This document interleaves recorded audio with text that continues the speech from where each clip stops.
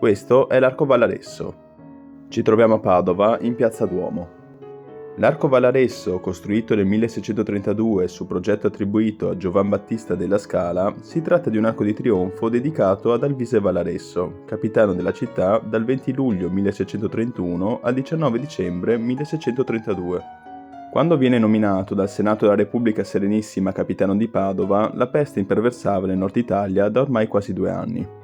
È la stessa epidemia di peste descritta da Alessandro Manzoni nei Promessi Sposi. Si stima che nel nord Italia morirono circa 1.100.000 persone su una popolazione complessiva di circa 4 milioni. Quando Valaresso diventò capitano di Padova, la città era stata già colpita gravemente dall'epidemia, che però non sembrava fermarsi. Valaresso non cercò facili capri espiatori come gli untori, ma affrontò l'epidemia in maniera scientifica.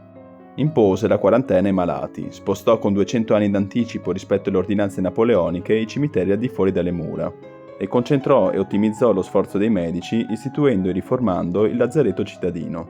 Grazie al suo intervento, in breve tempo, la virulenza del morbo fu drasticamente rallentata, tanto che nel 1632 si poteva dire pressoché debellata in città.